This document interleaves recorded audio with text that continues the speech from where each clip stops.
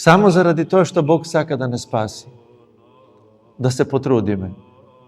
I bez ogled na tije podbutnuvanja preku nevolните stradanja što Božjata promisla ki gi pravi во текот на нашиот живот. Бог не турка да не дотурка до вратата. Но тоа наведнување за да влеземе низ тесната врата. Тој последен чекор ќе не остави сами да го направиме.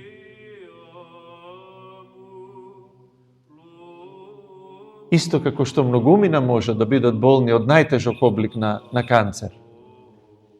И тоа е тоа туркање преку неволните страдања да се спаси човек. Впрочем, старец Пајси вели дека оние кои што со благодарност ја трпат таа болест и сами одболедували и преминало таа болест, вели, Бог ги овенчува со маченички венци исто толку блескави како венците на првите маченици.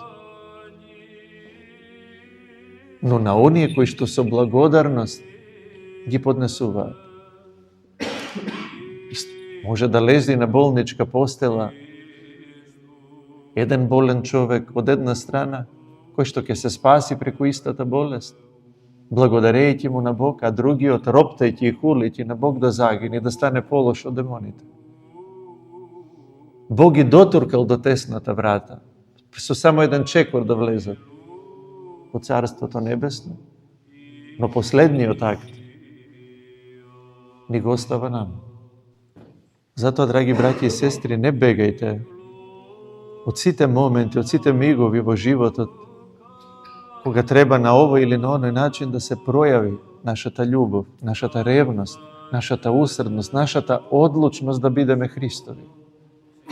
А тоа се случува преку мали и беззначајни нешта. Како што е постот во среда и петок.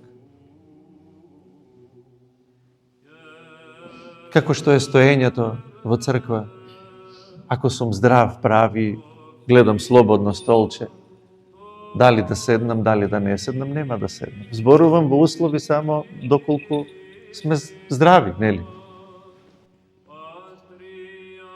Оти тоа го гледам во црква.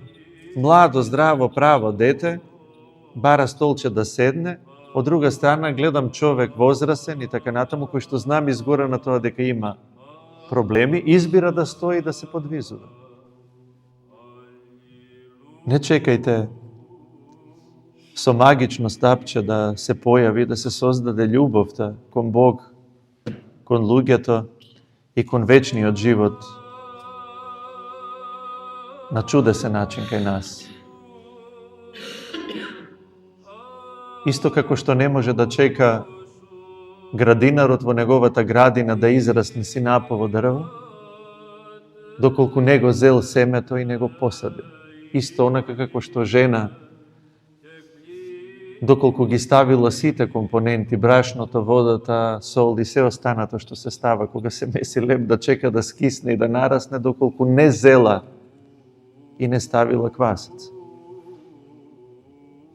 Бог сам нема да ја создаде содржината на вечниот живот, содржината, структурата на духовниот човек.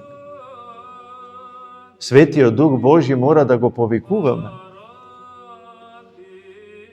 да дојде во нашиот живот, во нашиот литургиски живот.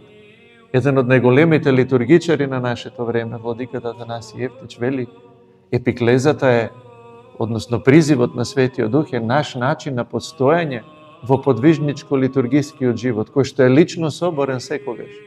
И како што на светата литургија велиме Цару Небесен Утешителу, доку на вистината дојди, всели се во нас.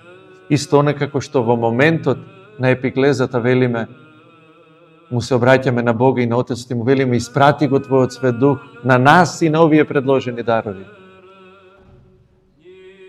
Тој крик, тој призив, епиклезата мора да биде составен дел од нашиот живот, мора да стане наше дишење. Дојди, Господи. Тоа е, впрочем, Исусовата молитва. Господи Исусе Христе, помилуј ме. Господи Исусе Христе, помилуј ме.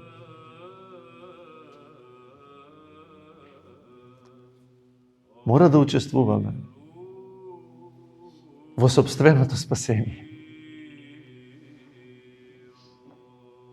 Без наше учество Бог не може ништо да направи. Не дека не сака, не може. To je единствениот момент во кој што Бог е апсолутно немоќен.